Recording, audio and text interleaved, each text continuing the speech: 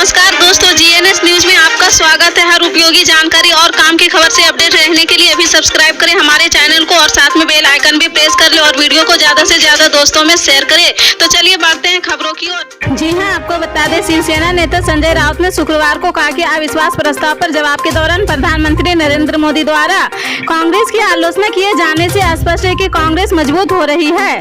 प्रधानमंत्री मोदी गुरुवार को विपक्षी दलों द्वारा लाए गए अविश्वास प्रस्ताव पर हुए बहस के जवाब में लोकसभा में 130 मिनट से अधिक समय तक बोले हैं। बाद में कांग्रेस ने मोदी सरकार पर निशाना साधते हुए कहा कि वह कांग्रेस फेवियर से ग्रस्त है और इसलिए उन्होंने अपने पूरे भाषण में पार्टी की आलोचना की है। सरकार ने शुक्रवार को लोकसभा को बताया कि आयुष्मान भारत प्रधानमंत्री जन आरोग्य योजना के तहत राज्य की स्वास्थ्य एजेंसियों ने 5 अगस्त तक 287 करोड़ रुपए के 1.6 लाख से अधिक दावों के खिलाफ उचित कार्रवाई कर चुकी है। एक सवाल के जवाब में केंद्रीय स्वास्थ्य मंत्री मनसुख मांडविया ने कहा कि राष्ट्रीय स्वास्थ्य प्राधिकरण या राज्य स्वास्थ्य प्राधिकरण द्वारा जारी दिशा निर्देशों का अनुपालन न करने वाली गतिविधियों में शामिल होने के कारण 210 अस्पतालों को पैनल से हटा दिया गया है और 188 अस्पतालों को निलंबित कर दिया गया है। महाराष्ट्र में चलती ट्रेन में 3 यात्रियों की गोली मारकर हत्या करने के आरोपी रेलवे सुरक्षा बल के कांस्टेबल चेतन सिंह को शुक्रवार को 14 दिन की न्यायिक हिरासत में भेजा गया है। इसके अलावा अदालत ने किसी भी तरह के परीक्षण करने की अनुमति से इनकार कर दिया है। गौरतलब है कि 31 जुलाई को 34 वर्षीय चेतन सिंह ने अपने वरिष्ठ अधिकारी सहायक उप निरीक्षक टीकाराम मीना सहित ट्रेन में यात्रा कर रहे 3 यात्रियों की गोली मार दी थी, जिससे तीनों ने मौके पर ही दम तोड़ दिया है। घटना पालघर के पास की है। यात्रियों ने मीरा रोड स्टेशन के पास आरोपी को उसके हथियार सहित भागते हुए पकड़ा था। आप सांसद राघव चड्ढा को राज्यसभा से निलंबित कर दिया गया है। विशेष अधिकारी समिति की रिपोर्ट आने तक राघव चड्ढा राज्यसभा से निलंबित रहेंगे। दिल्ली सेवा विधायक को लेकर 5 सांसदों के फर्जी हस्ताक्षर के मामले में आप सांसद पर यह कार्रवाई हुई है। राघव चड्ढा पर आरोप है कि उन्होंने सांसदों की मंजूरी के बिना उनकी सदस्यता वाली समिति के गठन का प्रस्ताव दिया था, जो कि नियमों का उल्लंघन है। अब विशेष अधिकार समिति इस मामले की जाँच करेगी। विशेष अधिकार समिति की रिपोर्ट तक राघव चड्ढा राज्यसभा से निलंबित रहेंगे। राघव चड्ढा ने अपने ऊपर लगे आरोपों को खारिज किया है और उनका कहना है कि उनके खिलाफ फर्जी प्रोपेगेंडा चलाया जा रहा है। राघव चड्ढा ने भाजपा को चुनौती देते हुए कहा कि कथित फर्जी हस्ताक्षर वाले दस्तावेज सार्वजनिक करने की मांग की है। केंद्र सरकार अंग्रेजों के जमाने के कुछ कानूनों में संशोधन करने जा रही है। इसके लिए सरकार दंड प्रक्रिया संहिता संशोधन विधेयक 2023 लाएगी। इसकी जानकारी लोकसभा में देते हुए केंद्रीय गृह मंत्री अमित शाह ने कहा कि आज मैं जो 3 विधेयक एक साथ लेकर आया हूं, वे सभी पीएम मोदी के 5 प्रणों में से एक को पूरा करने वाले हैं। 3 विधेयकों में एक है इंडियन पिनल कोड, एक है क्रिमिनल प्रोसीजर कोड, तीसरा है Indian evidence code. Indian penal code 1860 की जगह अब भारतीय न्यायिक संहिता 2023 होगा। क्रिमिनल प्रोसीजर कोड की जगह भारतीय नागरिक सुरक्षा संहिता 2023 पर स्थापित होगा और इंडियन एविडेंस एक्ट 1872 की जगह भारतीय साक्ष्य अधिनियम पर स्थापित होगा।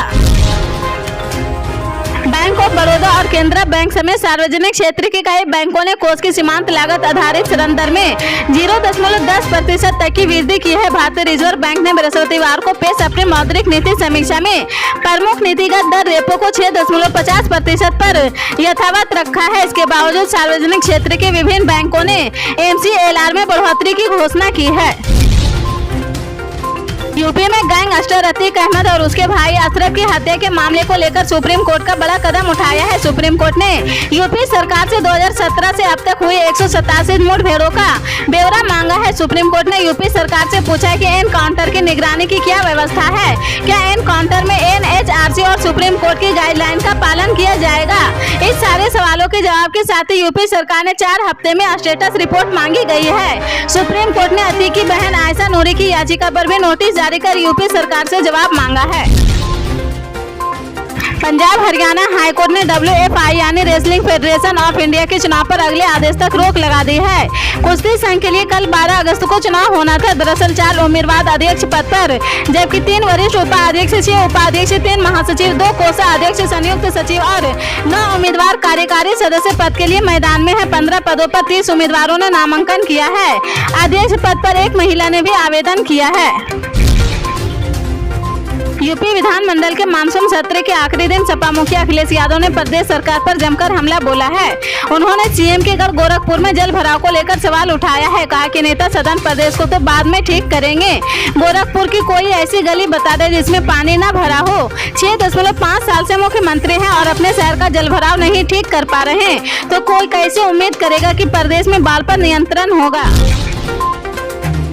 महाराष्ट्र के पूर्व मंत्री और एनसीपी नेता नवाब मलिक को सुप्रीम कोर्ट से राहत मिल गई है। कोर्ट ने उन्हें मनी लॉन्ड्रिंग मामले में मेडिकल आधार पर 2 महीने के लिए जमानत पर छोड़ने का आदेश दिया है। वहीं प्रवर्तन निदेशालय यानी ईडी ने भी मेडिकल आधार पर जमानत देने पर कोई आपत्ति नहीं जताई है। नवाब मलिक फरवरी 2022 में गिरफ्तार होने के बाद से जेल में है। वह 17 महीने बाद जेल से बाहर आएंगे। दरअसल मलिक ने ईडी द्वारा जाँच किए जा रहे मामले में मेडिकल आधार पर जमानत देने से इनकार करने के बम्बई हाईकोर्ट से 13 जुलाई के आदेश के खिलाफ शीर्ष अदालत का रुख किया था। मामले में सुनवाई करते हुए न्यायमूर्ति अनिरुद्ध बोस और बेला एम त्रिवेदी की पीठ ने कहा कि मलिक किडनी की बीमारी और अन्य बीमारियों के कारण अस्पताल में हैं। हम मेडिकल शर्तों पर सख्ती से आदेश पारित कर रहे हैं। बिहार के भागलपुर में सृजन घोटाले के मुख्य आरोपी रजनी प्रिया को सीबीआई ने गाजियाबाद के साहिबाबाद से गिरफ्तार कर लिया है। इस मामले के एक और आरोपी अमित कुमार की मौत हो चुकी है। सीबीआई सूत्रों ने इस मामले की जानकारी दी है। सृजन घोटाला 1900 करोड़ रुपए का था। इस मामले में अभी तक कई लोगों की गिरफ्तारी हो चुकी है। कई बैंक अफसरों से लेकर कलर तक सलाखों के पीछे है। जानकारी के अनुसार सृजन घोटाले के मास्टरमाइंड मनोरमा देवी के निधन के बाद मनोरमा के आरोपी बेटे अमित कुमार और बहू रजनी प्रिया की तलाश जारी है। अमित कुमार की भी मौत हो चुकी है। रजनी प्रिया को कोर्ट में पेशी होने का आदेश जारी किया गया है। सुप्रीम कोर्ट ने पुलिस कस्टडी में माफिया अतीक अहमद और उसके भाई अशरफ की हत्या के मामले में यूपी सरकार से रिपोर्ट मांगी है। कोर्ट ने सरकार के ढीले रवैये पर नाराजगी जताई है और कहा, हम जानना चाहते कि जांच में अब तक क्या हुआ है, मुकदमे किस चरण तक पहुंचे हैं। सुप्रीम कोर्ट ने यूपी सरकार से यह भी पूछा कि अतीक के 2 नाबालिग बेटों को न्यायिक हिरासत में क्यों रखा गया है। अगर वो किसी अपराध में शामिल नहीं तो उन्हें रिश्तेदारों को क्यों नहीं सौंपा जा सकता है। बता दें कि माफिया अतीक अहमद और उसके भाई अशरफ की प्रयागराज में गोली मारकर हत्या कर दी गई थी। घटना 15 अप्रैल की है। पुलिस कस्टडी में जब अतीक और अशरफ के काउंसलिंग अस्पताल में मेडिकल चेकअप के लिए लाया गया था, तभी तीनों शूटर अरुण मौर्य, लवलेश तिवारी और सनी सिंह ने ताबड़तोड़ गोलियां चलाना शुरू कर दिया था।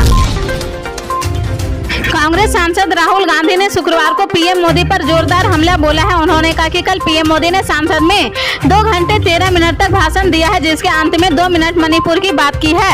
प्रेस कॉन्फ्रेंस कर राहुल गांधी ने कहा कि मणिपुर में 2 महीने से आग लगी हुई है, हत्या और बलात्कार की घटनाएं हो रही। प्रधानमंत्री कल सदन में हंस रहे थे, चुटकुले सुना रहे थे, ये उनको शोभा नहीं देता है। विषय कांग्रेस में यह भी नहीं था, मणिपुर था। राहुल गांधी ने कहा कि मैंने सदन में यूं ही नहीं कह दिया कि नरेंद्र मोदी और अमित शाह ने भारत माता की हत्या कर दी है। मणिपुर में हमें मैतेई इलाके में कहा गया कि आपकी सुरक्षा टीम में अगर कोई कुकी आया तो उसकी हत्या कर देंगे। यह बात कुकी इलाके में मैतेई के लिए कहा गया है।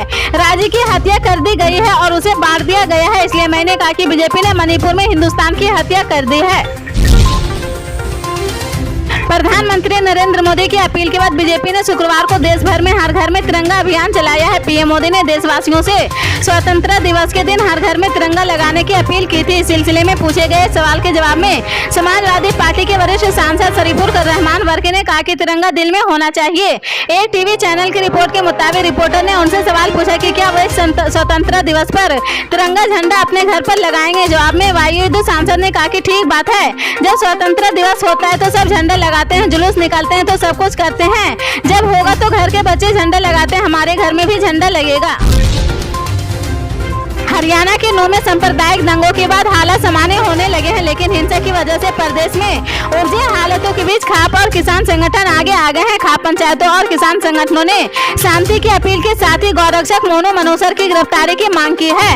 नूह में हुए सांप्रदायिक दंगों के बाद पूरे हरियाणा में माहौल खराब होने लगा था। इसके बाद खाप पंचायतों ने मोर्चा संभाला है। हिसार जिले के मुसलमान और हिंदू दोनों समुदाय के जिम्मेदार लोगों को बुलाया गया है और बैठक के बाद आपस में भाईचारा बनाकर रखने की अपील की गई है।